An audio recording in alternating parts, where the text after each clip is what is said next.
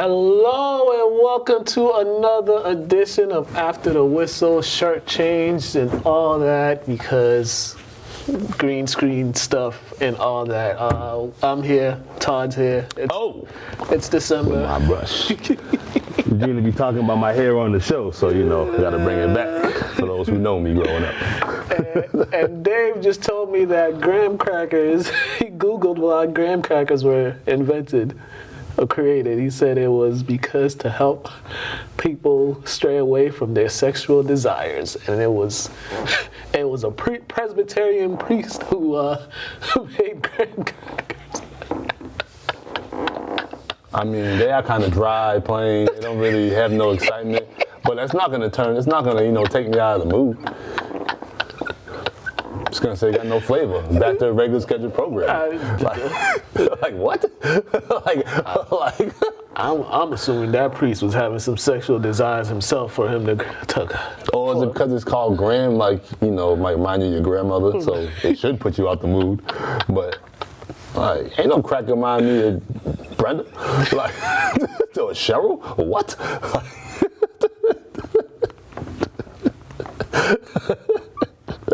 Yeah, he's a whole moron. And on that note, we gotta get to the show. There's so much going on in the sports world. It's coming down the last month of the NFL season. The Pats are currently on a 6-game winning streak. Had another dominant performance against the Titans. Offense, we're getting field goals in the first half, and then they started getting touchdowns in the second half, and the defense just been playing the way they've been playing the past 5-6 weeks. Yeah, without Henry, the Titans are sorry. They're trash. They can't hold on to the ball.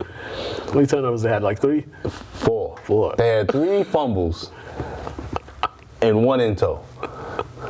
So we know if the ball was in Henry's hands, they'd have no fumbles and 1 in tow. And you know what the crazy part is? I think they rushed for over 200 yards.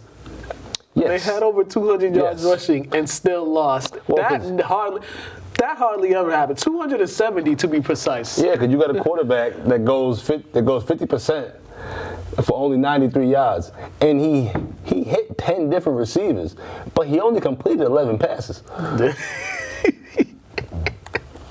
This whole stat line is kind of crazy. The Titans, they won the battle of time, the clock control, had more rushing yards, and you managed to lose because of that one category, 4-0. The Patriots did not turn the ball over at all. The Patriots did everything correctly, and the Titans, they just yeah. Shout out to Jones, though. He's been playing well. You know what I mean? He had, what do you have? 8.5 yards a throw. So he's definitely, they put him in a position to play well and succeed, and he's doing that. Yeah, definitely. He's settling in more. As you can see, the playbook is opening up more. Thank goodness, because they're going down the field more. And, you see guys like Kendrick Bourne and Jacoby Myers making plays down the field, especially Kendrick Bourne. He's out there in the open field breaking tackles. Nobody want to tackle him. He's running free. And too, based on how they've been playing the past couple weeks with the balanced offense, you can now be a little more pass heavy. Yeah. Because now that you have teams unsure and you have teams on their toes compared to before where they just made Matt beat us. Or Mac. Is it Matt or Mac? Mac. Mac? Yeah. Another Mac. He looks like a Mac, but it don't even fit. But it's Mac. All right. Cool. Black white Mac. And this was and the Titans, they're faltering this way while the Patriots are going this way, and the teams that are kind of ahead of them are kind of, having some issues with their roster. They got a big one coming up against the Bills, and the Bills just lost their best cornerback, done for the season. Yeah. And so this is good. The game with the Bills, I think, is going to tell us how serious the Patriots are, because I've been looking at some of this winning streak. I'm glad they're winning, but this game against the Bills, they lost the play on defense, but they still got that offense that gave the Pats issues last season. So I think these guys are ready for the task at hand for this one, because if they win this. And I'll be honest, most logical people definitely probably feel like the Pats are overachieving this year, which is great. You know what I mean? So now you see that game will just tell you where they actually are. Yeah. Because I was more just hoping they could be competitive each week, just to make the game interesting, so you can squeeze out a couple dubs. They've been smacking people around now. Yeah, so. yeah, and you know it's bad. It's gonna be 3 weeks of they played the Bills twice in this span, and then they got the Colts in between that. So it's like this is your two teams that really play well offensively and defensively. So it's a big couple weeks coming up for the Pats. But yeah, I like how they're doing on offense and defense, and you know. And there's still people that have Cam Newton living rent-free in their heads because everybody coming up to me, what's up with your boy Cam? What's up with your boy Cam? I'm like, y'all are annoying. I mean, but also, too, like, we got a coach that, unfortunately, he doesn't do well with talent. Yeah. People try to tell me that Moss thing worked. I'm like, they didn't get a ring. It didn't work. I don't care how many records you got. It didn't work. And if you notice all the stars that the Pats have had, they don't really do what they get brought over here to do, unfortunately. But he gets the best out of people who aren't really considered greats or stars. Yeah. It's not a problem. Man, this one, we talked about this game it was gonna be a close one, and it turned out to be a really good game between the Bucs and the Colts. This definitely was one of the games of the year in this one. First half, Colts were dominating in this one, and then the Bucs needed a play, and they got a play in the second half with a strip sack by Shaquille Barrett that kind of started their second half run for them to get momentum in this game, because the Colts had control of this game, and then that strip sack happened, and it was like, hey. I'll be honest, coaching staff sucks. Why you got Wentz throwing the ball 44 times when you won a couple weeks ago by running the ball almost 40 times? Because they like every other team, they can't realize they can't run on the Bucs. The Bucs are like top 5 in running. But they ran 20 times for 107 yards, 5.4 yards a carry. Yeah. So they was getting some decent runs. So it's not like they was only hitting 2 yards a carry. Yeah, I think the game just changed on that in that sequence, because it went strip sack, then Antoine Winfield Jr. he mossed the receiver.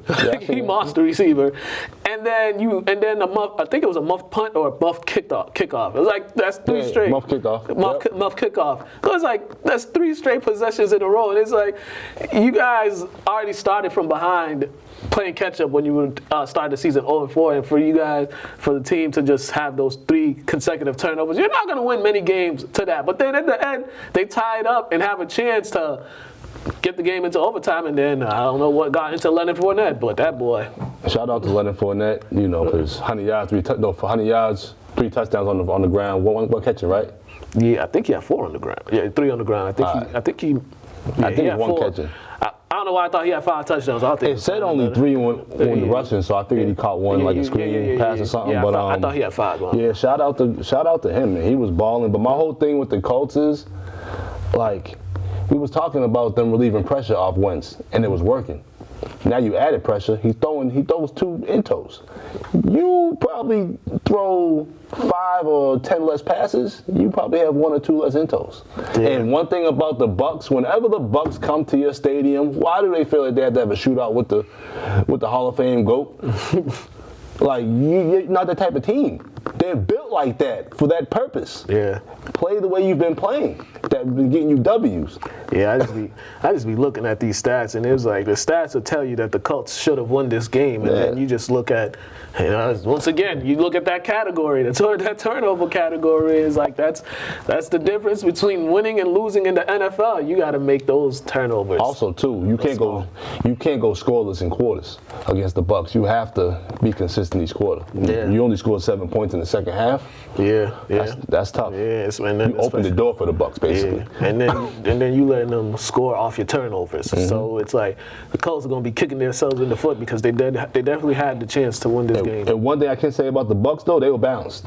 The first downs, I would say, like 11 passing, 13 running. Yeah. If the Bucs could play like that, they're gonna be a problem. Yeah, they made more concerted effort to get their running backs in this game, because I don't know how the Colts were playing them, but they definitely were we're going to take these running options that they're giving us because I think they had the safeties, but they were preventing them from getting the big plays. So, and then when they did go deep, they got penalties on that. They got a couple pass interferences. And the crazy thing about them rushing though, they only had 0.1 yard, 0.1 more than the Colts. Yeah. So if the Colts would have rushed at least 10 more times, you know what I mean, they probably would have been in a better position. Yeah. A couple more rushing, like 10 more attempts, and the turnovers. The turnovers, that's the thing. The turnovers is what really killed them. Another team that's hitting their stride is the Green Bay Packers. One team's going this way. The Rams, they made those trades, and they've been 0-3 since those trades happened. Matt Stafford, I just saw a stat. It said it's 3 weeks in a row he's thrown a pick six, and yeah, that's just a recipe for not winning football games. You just can't give the defense opportunities to score, which they did, and the Rams were just I don't know.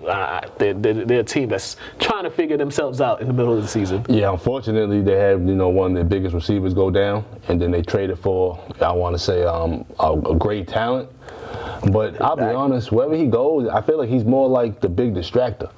Like, because there's so much focus on him when he gets on the field that you don't even implement him in the offense really, but it kind of takes away from everybody else. And crazy thing is, they did pretty well distributing the ball. That's the thing. They got their guys involved. Van Jefferson had a big one, and then he also had a big 54-yard touchdown catch. I think he was hurt the second half or something because I saw him grabbing his back. But you look what the Packers did. It was just like they couldn't stop Aaron Rodgers.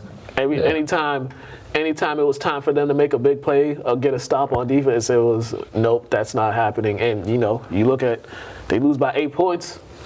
What's the difference? Your quarterback needs to not turn the ball over because I think they had 2 turnovers early on, like 2 fumbles early on in the game that just gave the Packers momentum. So it was like they came in this game just unprepared. Yeah, I'll be honest. I feel like because they was talking about what's the receiver's name got injured. Robert Woods.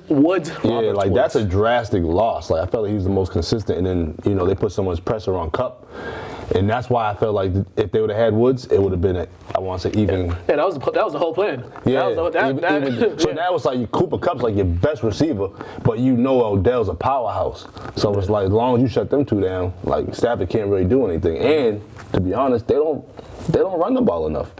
So with that being said, like. They never do. Nah, never have. But also, too, Rodgers is killing you when he hits over 10 receivers, and Stafford's only targeting 6. Like, you ain't even utilizing the whole field. And it's he's hitting receivers and they're getting yards after catch. Yeah. That's the other thing. When those guys get it, they make plays after it. So, like the Rams, they need to figure out. They need to shore up their defense too, because their defense been getting torched the past couple of weeks. Yeah, and the Packers honestly one of the best teams in the NFL. Yeah. Plus 19. I think they haven't lost at home yet. You heard me though? Had a plus 19. Yeah. You got the ball for that much longer? Yeah. Like, you serious? Yeah, and I like granted their running game wasn't that effective, but AJ Dillon and Aaron Jones are a good duo. Aaron Jones coming off an injury, but they still. I mean, that's for the Packers offense. The 45 pass attempts, the 32 rushes, and you got one guy that's coming off an injury. So I think those guys and they're hard to beat at home. Who, the Packers? Yeah, they're just hard to beat at home. But you know what's funny I like about the Packers though? Even though they couldn't get much going on the ground, they still was hammering it in. You know what I mean? 32 times, 92 yards, 2.9. Granted, it wasn't helping Rodgers out, but you was keeping the defense on their toes though. Yeah. You know what I'm saying? Yeah, they had to do that against them because they got those pass rushes. So you just drop back all the time. They're gonna tee off. That's why it's all about balance and keeping people on their toes, being unpredictable. And for some reason, these coaches love being so predictable. Yeah, and the Rams, they need. I mean, this Matthew Stafford stuff. I mean, people were going crazy saying he's gonna win the MVP this year, and I was just like, let's see, because we want to blame him playing in Detroit, but he's looking more like the quarterback in Detroit these past couple weeks. So, hey man, if he want to change his reputation, these last how many games they got left? These last like 3 or 4 games that's left in the season. 1, 2, 3, 4. These last 5 games, he needs to step it up because they got the Cardinals, they got the 49ers, they got the Vikings, they got the Ravens. I mean, they got the Seahawks and the Jaguars, which is 2 games that they should win. But those other games, they need to step it up. Definitely.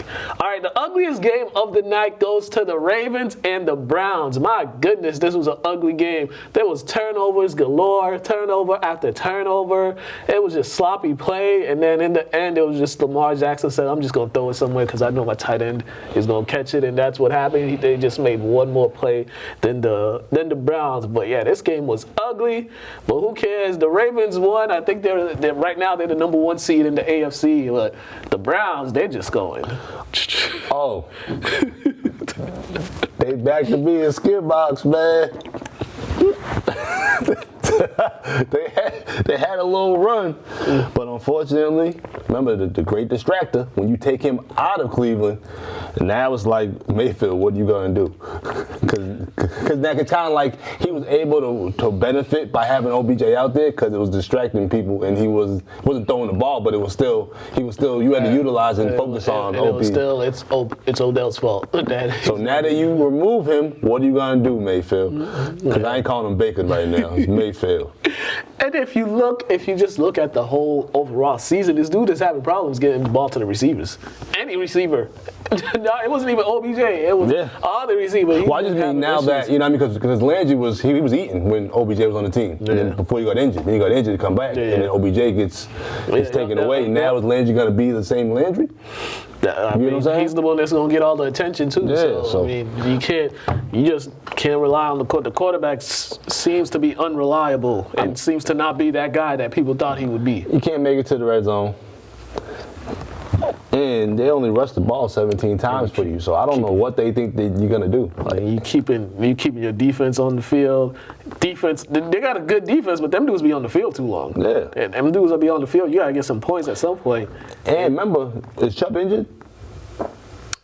He's back from injury. All right, well, he was part of the reason why they were playing so well, because the balance. So they need to get back to that. But they have 40. They had 40 yards rushing. Yeah, 40 yards. 17 to 10, 40 yards, bro. And then this is what I was talking about, the time possession. 37-22, the Ravens had it. But yeah, the Ravens, it was like those turnovers. We put some ugly turnovers. The interceptions by Lamar, and He just didn't play well. But my whole thing he did it. But my thing is, how's he gonna play in the playoffs? With his usage rate is too much, bro. Like he had 17 carries, the second highest person at 16. I'm sick of seeing my quarterback having more rushing attempts than the running back. That's their offense. But my thing is though, how is his body gonna hold up towards the end of the season? You know what I'm saying? We gonna see. Yeah, like it's because he might. And then he plays like this though. You know what I'm saying? He has an awful game. It's like hopefully he turns it around. My thing is though, his usage rate is too much. Yeah, I mean this is what the Ravens have dealt with. This is what the Ravens said. All right, Lamar, you're gonna have to take us to the promised land. So, and too, have they had one game where they just? Every game's been like a tough one because they use him so much. Like, you know what I'm saying? Like, it's just they haven't. They're like the third team in this league that has yet to play a normal game. So basically, like if he don't play well, it's pretty much. If he don't play, it's done. It's Lamar or bust. So that's tough. Man. Yeah, it definitely is tough. And then we just go back to all them injuries. Because you want to remind me of Russell Wilson. Yeah. And you see how they're looking now. Yeah. They rely so much on him, and now the team can't even help him out. Yeah. Well, the thing with the Ravens is the injuries to them their two running backs. Those are season-ending injuries. That's really the biggest thing that got him doing all this workload now But then they get some quality running backs though. I mean, remember though, that quarterback, bro, he ain't built like the running backs, so you got to be careful about his health.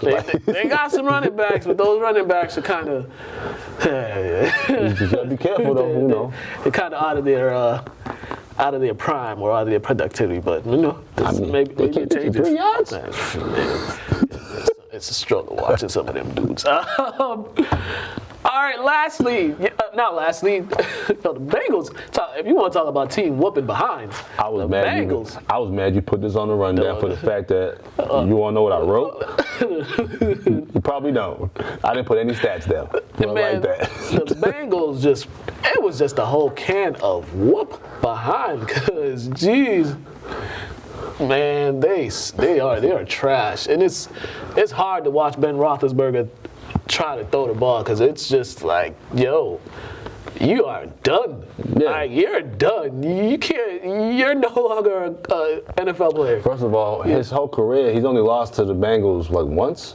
Something Or like that. never lost. That was his first time losing. He's had a winning record against the Bengals, but and then you get smacked around 41-10. and it wasn't even close. Too. Like, it wasn't even close. They just look like a team that's in disarray. Their defense tried to hold it up and keep it together for as long as they could. But yeah, it just when your offense isn't doing nothing, it's like, yeah, this is not good. And they just look like.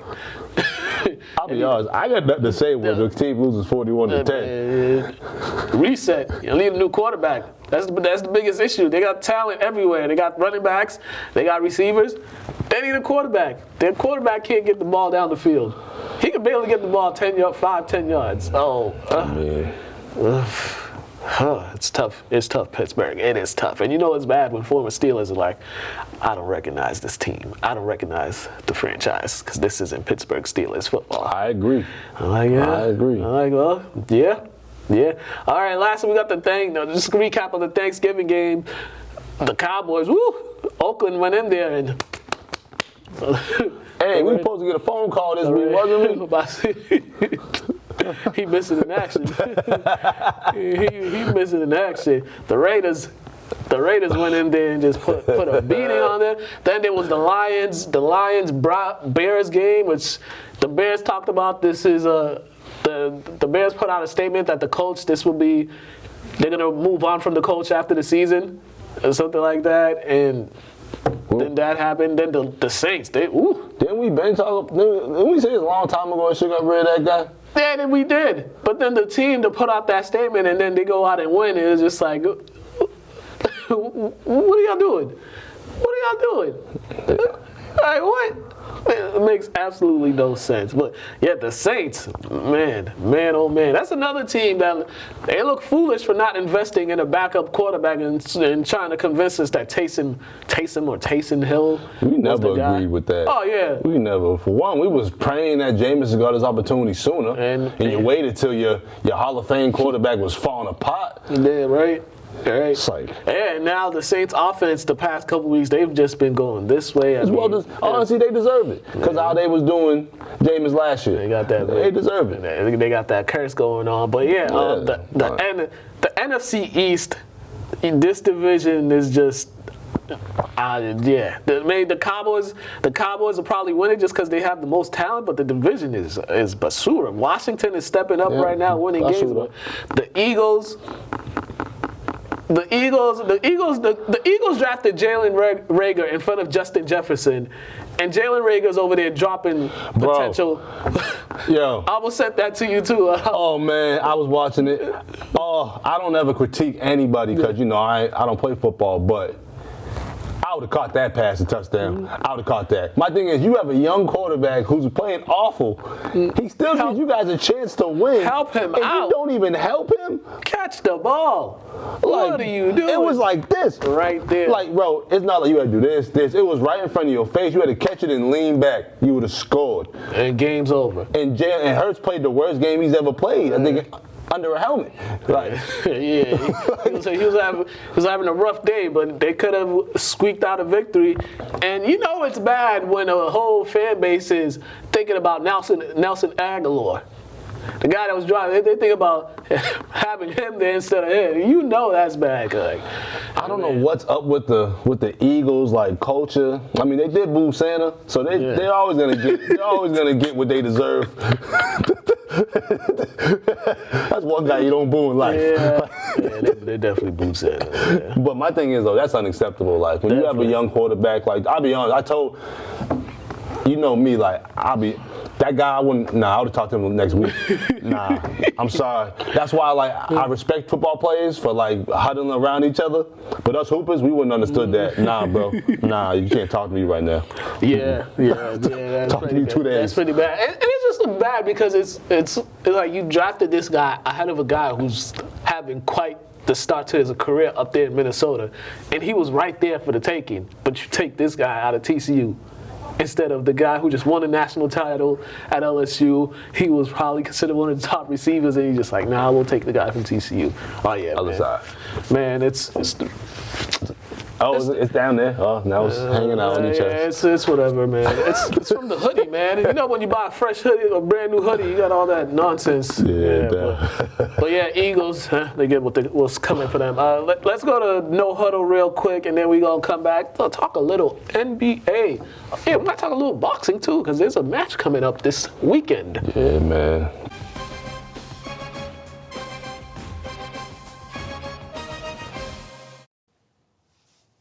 What's up, everybody, and welcome once again to No Huddle here on After the Whistle. It's your boy Craig, here to give you my football update of the week. Starting off with some more of the craziness of the season.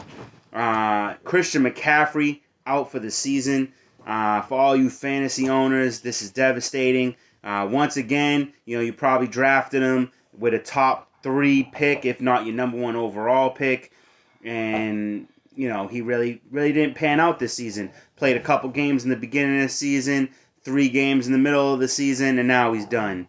For all you Dalvin Cook owners, he went out with a dislocated shoulder. They're saying at least 1 to 2 weeks, and then he'll be day-to-day. This is bad for any fantasy owners who are making it into the playoffs and was riding Dalvin Cook's back all the way there.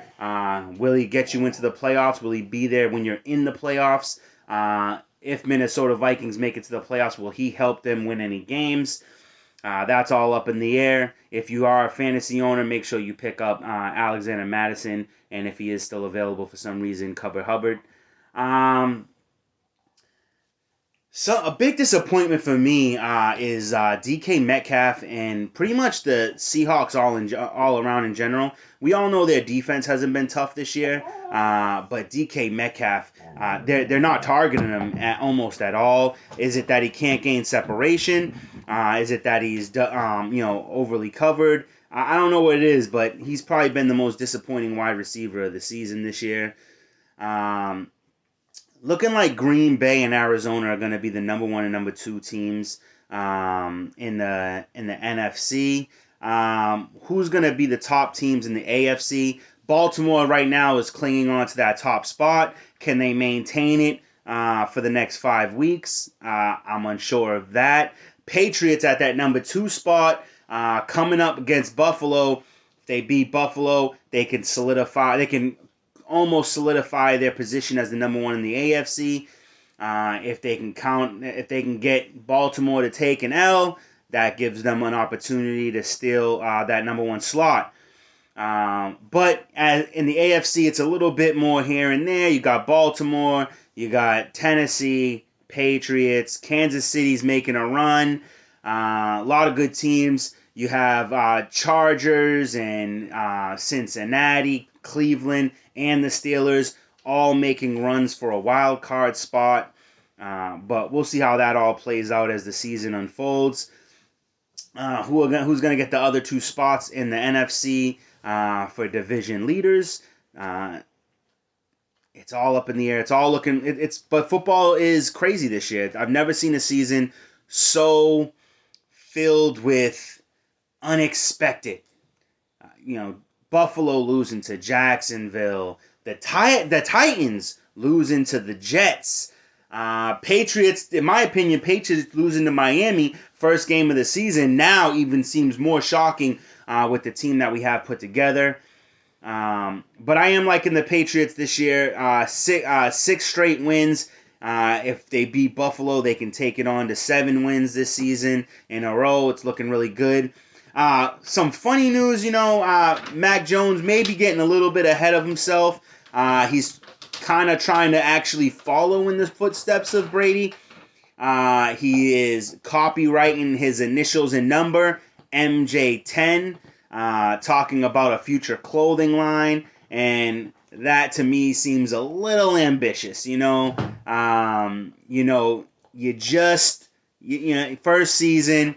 Yeah, you are the best rookie quarterback, but you do have the best coach. You have a great staff around you and high-level defense.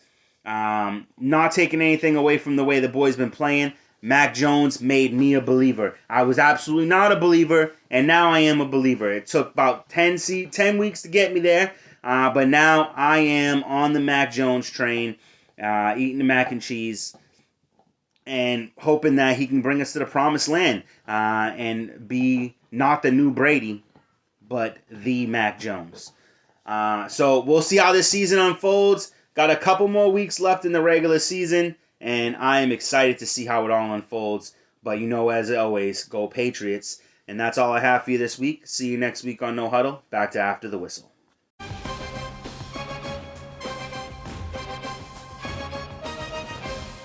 All right, and we are back. All right, so NBA season's going on, but NBA officially doesn't start until Christmas, so we got a couple weeks left before people are really invested into the NBA season. But right now, in the Western Conference, the Warriors and the Suns are the two best teams in the West, and they went at action last night. Suns pulling it out. Devin Booker, it was great. It was a good game, but kind of sad as well because Devin Booker got hamstring. I swear, the hamstring injuries be the weirdest injuries because it's like you going up, and the next thing you know, you just grab it. Yeah, and when he landed, he was just like hammy. Right, it was he like knew, but I think he might have tweaked it early in the year or something because he knew right off rip it with his hamstring. Yeah. So I'm like, maybe he was already battling an injury. Yeah, when I saw it, I thought he was looking at the ref for a foul, but I was like, he's not in the game. Then it was like, oh, a hamstring. I'm like, man, and those things, it's like you can't even move. You can't move. Yeah, and with them too, sometimes if they feel the pull, a strain, they'll just sit down because you don't want to tear it or pull it completely. Yeah, and their bodies are investments, so you got to be smart about things, especially early in the season. Yeah, early. So he might just have a couple of days off and rest that day. Yeah. But overall, this was a good game. This Suns team, people were thinking like last year was a fluke with them going to the final because other teams got injured, but they played. Like the way they played all year, he was like, oh, I see why they went to the finals. And they're continuing that because they play great defense and they play great offense. And DeAndre Ayton is just improving as well. And they have a headstrong leader by the name of Chris Hall of Fame Paul. Yeah. Like, he changes the culture of teams wherever he goes, bro. Yeah. Like, have they not realized that? Yeah, when you got a great point guard and a coach that knows how to just let his players play, that's a great recipe. And then on the other hand, for the Warriors, this dude Jordan Poole, man. You know what? Remember when we was talking about last year, Jordan, people playing at Rico Hines gym and all, you could see he was killing in the Seattle Pro-Am.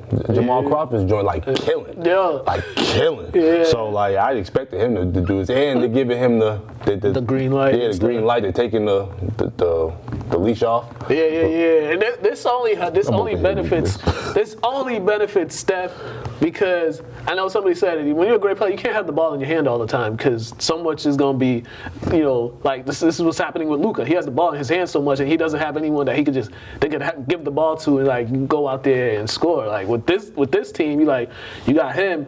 And then you put him, Clay, and when Clay comes back, you put all three of them on the floor. It's like if you a center, this is like heaven for you because you're gonna get all the easiest look you'll probably ever get in your life. Yeah, and with Steph too, he's predominantly a scorer, so he's not gonna get out there and give you 15, 20 assists. Yeah. He needs to put it up, so he has to get off the ball because he's that outstanding of a shooter. Yeah. But we said before the show, he's been shooting lights out the season so far, incredible. But when he's off, it's tough for me to watch, bro. Because it's not like he be hitting the back of the rim. He be hitting everywhere on the backboard. And it's like, damn, But, he's a greatest shooter we've seen. But it's just, his misses up. When he's off, it's awful for me. Yeah, they play again Friday. So he'll be fine. He'll redeem himself. This is in San Fran. So I like this because the pace of this game, the way they started this game, it was like they was going back. You could tell they wanted to be the number one seed in the West. Yeah, or number one team in the West right now. And I think, and with there's so much great storylines in the NBA. Like when you have these two teams like this that kind of almost play similar styles and are effective with it, this makes the league more interesting because there's other players you can watch. Also, too, you can tell that they're adjusting to the physicality that they're allowing to play with now. Because now it's creating good basketball because you're not stopping watching free throws all day. So now it's guys competing. They're back at it again on Friday. So it should be another good one. I'm pretty sure Booker won't play that one unless maybe he will because he got a couple of days. But I doubt it. I don't get him. He's nothing to play with. I doubt it because usually when I see people with hamstrings, even if it's not that serious, they take a couple weeks. They'll miss like 4 or 5 games just on the cautious. But that's a great look for the NBA. And then before we get into the college hoop stuff, we got the fight happening this weekend. Tank Davis, what's the guy's name? Cruz? I don't know. I got Pedro. That's the dude that was talking trash, right? I think so. Pedro, you know the guy's name? Yeah, he likes him. Isaac Cruz. Isaac Cruz. He's the one that was talking trash, right? Is that the same dude or the other dude? I'm not sure. Another dude. Okay. Another dude. But these two were going. There was some trash talking happening with these two. But Tank is one of the must watches in boxing. So it's gonna be. I haven't watched a boxing match in a while, so I might see. Let me know, man. I be watching Tank on Showtime whenever he's on Showtime. Is it on Showtime or is it pay-per-view? It might be pay-per-view. I was hoping it was on Showtime, but the last time I watched him on Showtime, he beat the brakes off somebody. Rightfully so. Yeah. So so you boxing fans, make sure y'all tune in. We gotta get some more boxers up in here too. Gotta do that. All right, let's go. College basketball. All right, BC press conference from after Monday's win over University of South Florida. Check out this press conference. Coach Grant and the Langford brothers. Kind of cool seeing them two together. That was dope. But you could tell when you just got two brothers, you could tell which one is the more talkative one and which one is not. Like you could tell Mekhi probably talked for DeMar when they was growing up a little more. DeMar's a little more reserved, but yeah, check this out. Their size on the defense early on, it was giving you guys issues when you guys were driving in trying to finish, and it seemed like you guys found the little groove in getting the ball in the basket down low in the paint. How are you guys able to do that? For sure. It's I think it all started when we started passing and really cutting hard, getting the defense to react, and it kind of tired them out. Every time, if you cut hard every time, then the defense is gonna start getting lazy, and then on the other side we might get a backdoor or throw it into QP or James, and they're really good down low. So that definitely, them being aggressive in the paint, giving them a couple bumps, tiring them out, definitely helped us. You guys are doing a good job holding home court 5-0 to start off the season at home. How important is that? It's important, but really, to be honest with you, all the games are the same to me. Whether you're home or away, you try to come up with a great plan, and you just want to go out and try to execute the plan. And there are going to be times you execute it and you play really well and you lose. But, if you play the game the right way, it is what it is. I mean, sometimes you're going to play great and you're going to lose. But again, for us, we were able to win a game at home again for our fans. And hopefully we can continue to build our fans. I was looking for the number. I think there was, they say 3,700. So hopefully we can just keep building. Get people excited, play the right way, and keep moving the program in the right direction. Coach always says you guys are in the pursuit of becoming a great team, and he talked about last week in those stretches that you guys had. You guys didn't execute down the stretch. That's why you lost some of those games. Did you guys feel like you took a step in the right direction today with the late game execution? Yeah, I think we definitely took some of those pieces from the film from those 3 losses that we had on the road, and just adapted to it, and went over it in practice, and because we do like these little drills or these little scenarios where we're up by 3 or 4 with 2 or 3 minutes left, and we gotta stop the other team from going on that run that happened in those 3 games or whatever, just to make it like a real game scenario, and try to compare it to the real game that we just played tonight, and either holding on to lead or trying to get the lead back or something like that.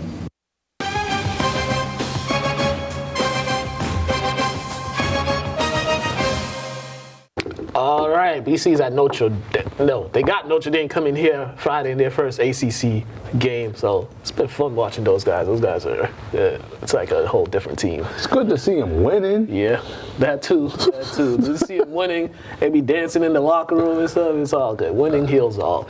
All right, before we go to the highlights, let's go to Athletes Corner.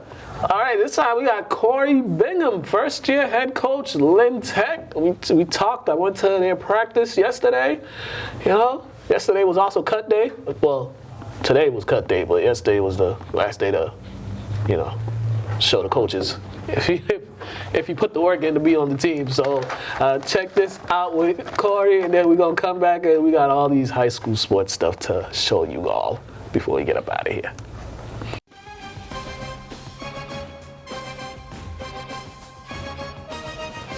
All right, we here at Lynn Tech, first-year head coach Corey Bingham. What's going on, man? How you doing, babe? I'm doing good. How about you? I'm good, man. You guys started off yesterday. Just tell me, how's it feel right now just to, you know, finally get this going? It feels good, man. You know, this is something that I've been waiting for, so it's just a good feeling to get out here, to get the kids going, and just to get the feeling back to being back home. So it's a great thing. Yeah, and I know in the summertime, it was a lot of contact with them, giving them all the stuff that you want them to do to get ready. It's a summer league. You know, how did they take it all in? Honestly, to be 100% with you, a lot of stuff that I taught the kids, you know, is brand new to them. But once they started to get it, they started to buy in. And, you know, just like anything from summer league, we went no wins. Fall league, we probably had like 5 or 6. So, you know, you can see the growth, you know what I'm saying, from that. So that's a good thing, though. Is that what, as a coach, is that something you're looking for, just to see the improvement during the summertime? You go going from no wins to just seeing them improve in what you want to do as a coach? Definitely. Improvement, you know, is the best thing about it. Is, you know, improvement, growth, and, you know, one thing you, as a coach, you can't coach is effort. So them giving me effort and then, you know, approving with the effort, you can't get no better than that. So I'm loving it, and, you know, just like I tell you, baby, I'm just happy to be home. Yeah, it's a homecoming for you and some of your staff members, too. How does it feel just to, you know, you was at English for those last few years, and now you're back here trying to restore what you guys built here? I mean, you know, I got my man Stead, man. We went to battle war together. His freshman, sophomore year, he was my guy coming in. I always say, and Lynn, he's the #1 recruit in 8th grade. There was nobody higher than Stead, so to get him on my staff, man, it's just, you know, it's just like getting him when he came as a freshman. It's the same feeling, you know, he knows what it feels like to get there, what it takes, so it's a great thing. Then I got my bro, you know, another Tiger, you know what I'm saying? Then I got the ultimate Tiger, Coach Cap, you know, he's the one that made me want to be a Tiger. So the staff, you know, one thing about basketball is you're only good as your staff, so you got to build that as how strong you want to be. So I think that's a good one for us, and we just going to build, you know what I mean? You know, got to lay that foundation and hit them floors. So and it also helps that you guys have known each other for so long. That makes it easier. A lot of communication, you know, not new with each other. We already know he knows what I expect. He knows what it's going to take. So that's a good thing on and off the court. You know, that's one thing about basketball. You got to relate to the person off the court too. Now, as far as team-wise, who are some guys that we should all take notice of, or we should keep an eye out for this coming season?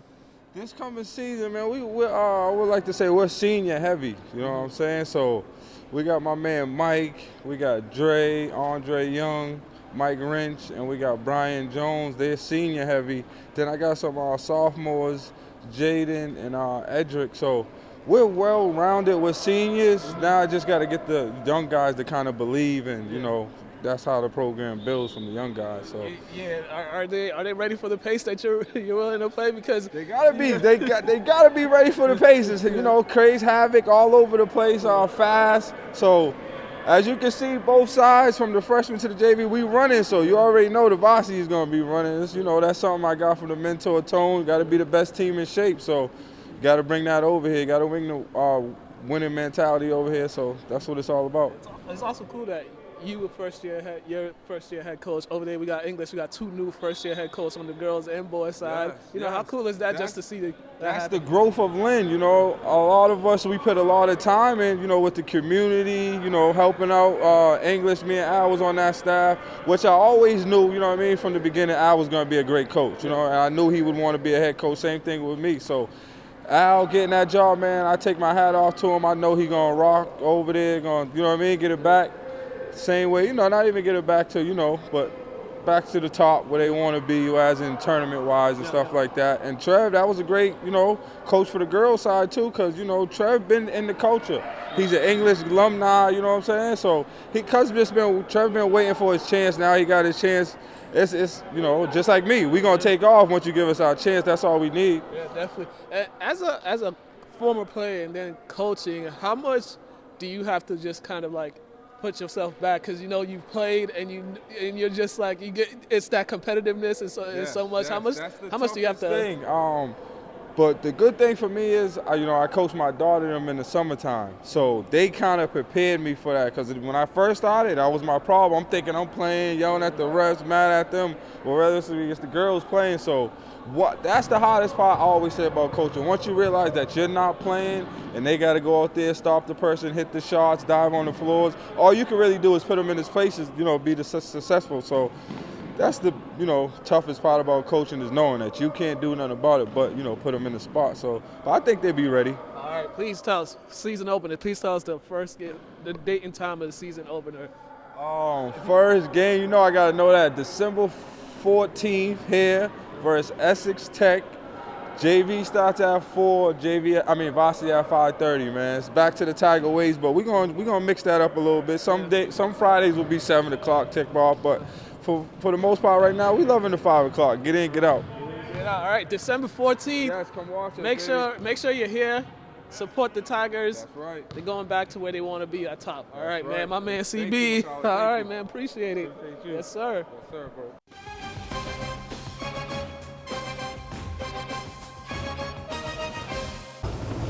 All right, and we are back. The other cool thing of talking to Corey is, like, I asked him, when you're a player and now you're a coach, at what point do you have to remind yourself that you're not a player no more because the competitiveness goes in? He's just like, he said, coaching his daughter's team. Okay. That kind of prepared him for that, because he said before that it was just like he used to just be like,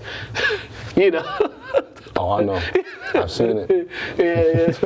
Yeah. He also said that they're senior heavy, and he said he liked how they improved from the summer league to fall league to now, because they didn't win a game in summer league, and then fall league they won 5 games. They started playing a whole lot better. So he said he liked how they improved and buying into what he was telling them that whole time. So it's gonna be interesting to watch Lynn basketball this year. All right, what we got? Football. Woo. Thanksgiving, we got a whole bunch of stuff happening. First off, let's go to Kip's JT and M. This kid, this is his first year playing varsity. He's a senior. Over 1,000 yards receiving, 18 touchdowns. Oh, okay. Pretty good. That's dope. Yeah, pretty good. And he was in the gym the other day. Okay. At 5 in the morning. Like, a couple of the players were in there when I was in there in my workout. So I was like, good to see that y'all in there early in the morning. Some people be talking about they want to get in there early in the morning. They don't put in that work. We be in there. Where y'all at? Check this one out. Post game with JT and M from Kip Academy, and then we got some more post game. All right, JT, man, you had quite the performance today. You scored offense, you scored on special teams, had an interception. Just talk about closing the season out on the right note. It's been a long season, and I love every second of it. And honestly, coming to the last game, I just want to make sure I end the season off and end my high school career off on a good note. I want to give me and my team something to remember about this year, because it was really a special year for us, and I know we all put our best effort into it, and what happened, and so we came out here just like we did all season, put the work in, and the results speak for themselves. And they were trying so hard for you to get that 1,000 yes. yards. How does that make you feel, just knowing the effort they trying to give for you to get to 1,000? As soon as I joined this team, I felt the immediate impact of the team and family, the entire culture. So seeing them support me just like they did throughout the whole year, it felt really special, and I don't know, it was a very big moment for me. I love my team, man, and everything they do for me, everything we do for each other. It's just a great community to be in. And what is your overall outlook on your year, on the time you played for Kip? What are some things that you're going to take away? So this is my first year with the program, and I was hesitant about doing football throughout high school, and as soon as I joined, I knew it was the right decision. It felt like the team was the right place for me, just being in the workout room, being at practice. I loved every second of it, and I know that the coaches did their best to make me feel like a part of the team. Everyone else did. So I just feel like I really have no regrets for this year. Like I did my best effort. I know everyone else around me did, and we got our results.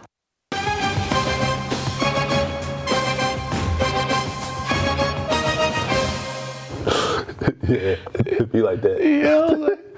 We talking about, I was at the high schools seeing the workout, the conditioning, and the kids weren't as in good of shape as they thought they were. And I asked the coaches about that, and they're like, yeah, they get a reality check once we start doing 17s and suicides. And it's even bad for this generation because they don't even play outside. Yeah. They'll go to the park, they'll sit at the park and text each other. Yeah, like, what are y'all, weird?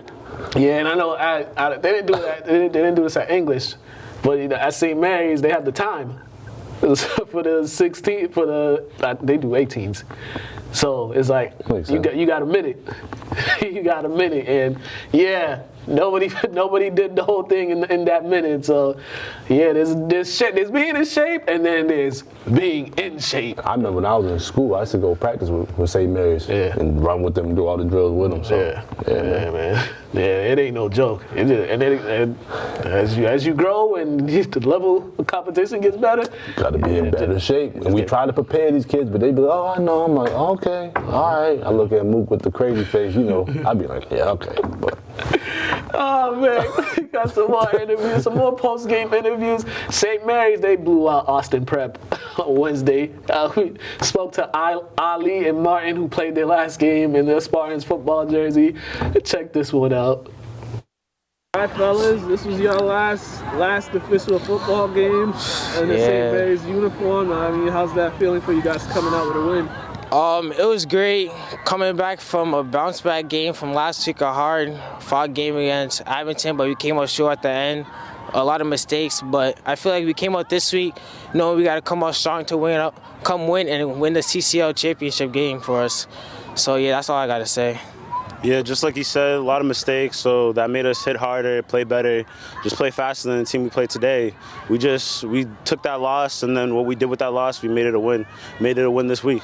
Yeah, I mean, you guys didn't have, I know you guys wanted to continue to prep for that championship, but, you guys did so much great things this season, 10-2 record, the conference championship, just all the accomplishments that you guys have. Can you guys talk about the accomplishments that you guys had this season? Yeah, I got you. So, it all started when, in the summer when a couple of us skill players didn't want to play, but we all decided to come through together and work together, like me, David, Derek, Donovan. I didn't know Donovan was going to transfer over, so that was actually a big factor into our offense. So, and then our defense was became good, so I was like, yeah, I feel like this year is the year we're probably going to make it to Gillette, but we came out short last Friday, so kind of tough, but I feel like this game really means a lot to me. Win the CCL championship, and it's actually the first large one, so it's going to be up in our school. So. And for you two, what do you guys hope that you guys left for this program? What are you guys hoping that everybody learned from what you guys have done for this program? We hope everyone sees how hard we work during the off season, during practices. We hope that the teams in the future play better than us and go to Gillette. We hope to come back and see a better team, to be honest. All right, thank you guys, and congratulations. Thank you, appreciate it.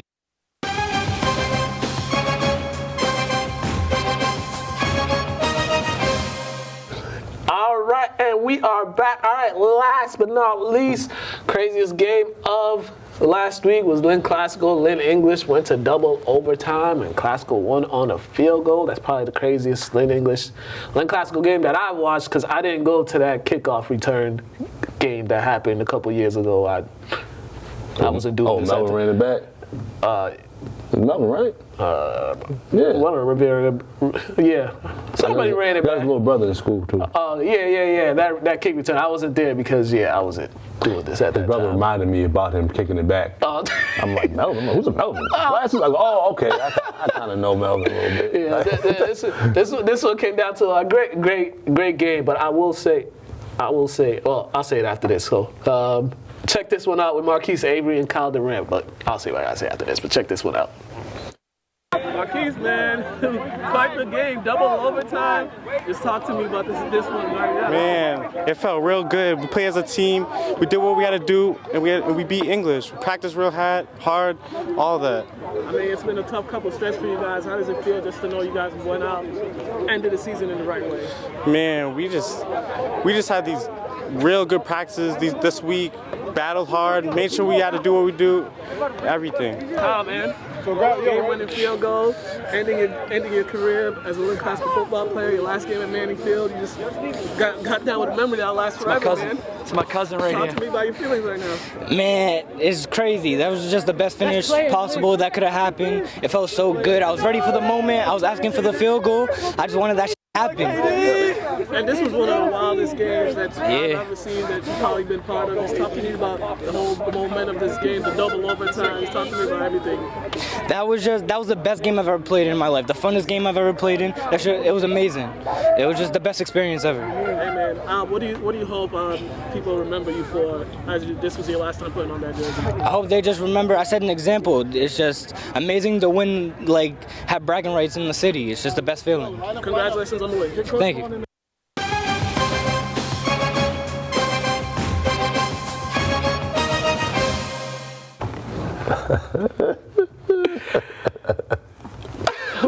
I was gonna say, during that game, I saw a lot of classical folks sitting on the English side. Shame on y'all. And y'all know who y'all are. Y'all was on the English side instead of being on the classical side. Y'all should be, and then y'all was celebrating with the Rams afterwards. Y'all know who y'all are. We ain't gonna say no names, but there's a lot of Rams on the Bulldogs side. And that should never happen. Nah. Because you ain't gonna see, right? Because you ain't see no Bulldog, even a Bulldog parent who has somebody on the Ram side sit on that side. Because no, it don't work like that. Come on now. What he said. It's a rivalry for a reason. I don't even go to the game. So. All right, lastly, check out the best. Here's the highlights from Wednesday and Thursday's game last week, and then we got top plays, and then we gonna get up out of here.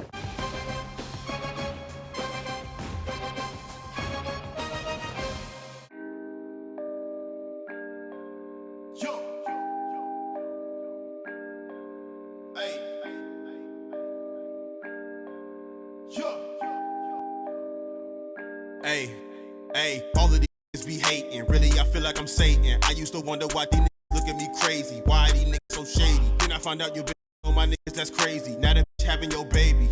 Damn, my flow is dirty like rabies. I'm warning you for your safety. Damn, these niggas changed on me. They putting the blame on me.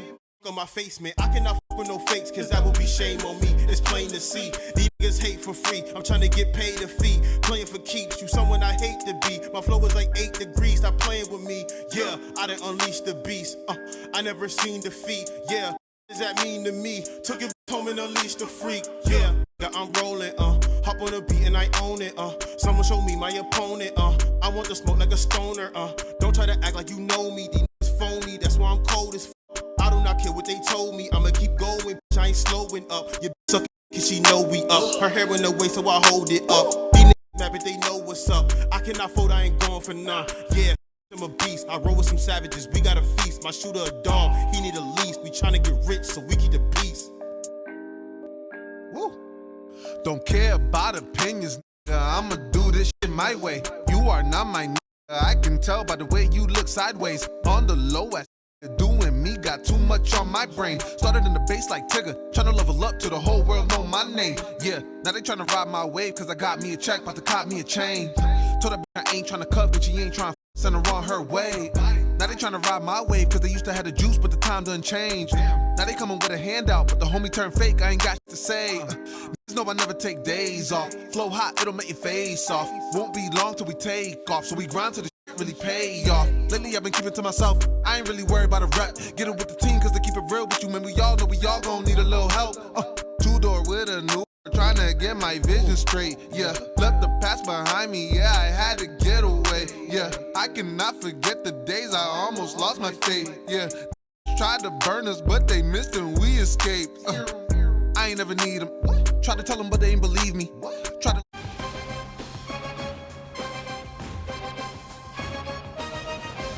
All right, and we are back. Okay, let's go NBA week number 6, top 10 plays. Check these out.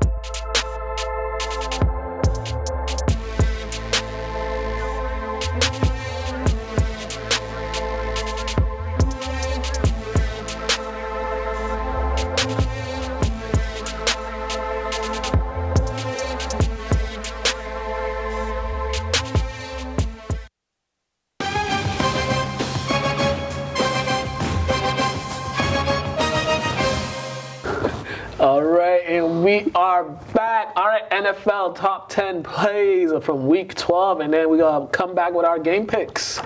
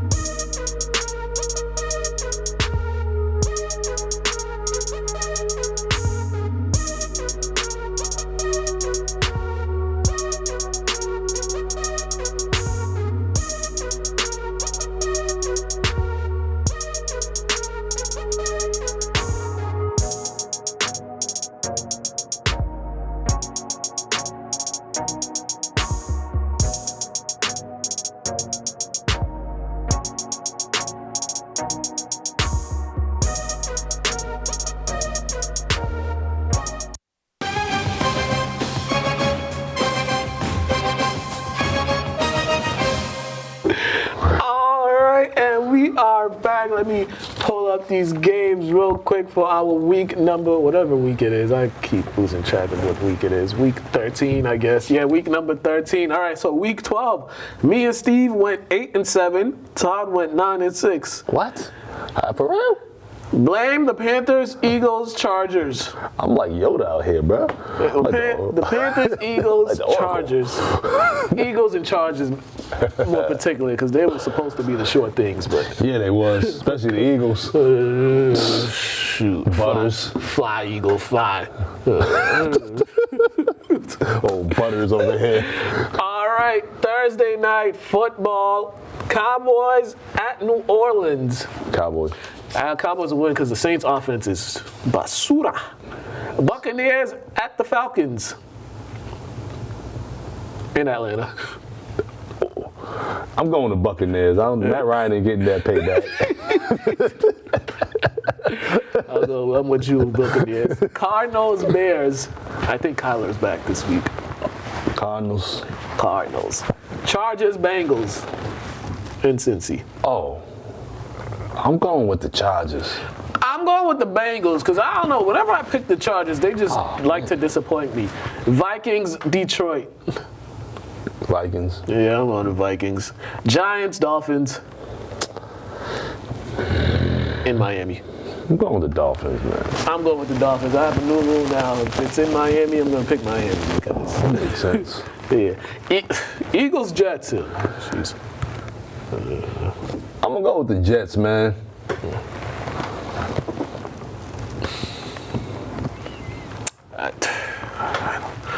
I'm gonna go with the Jets because what I saw from the Eagles the other day. Colts, Texans.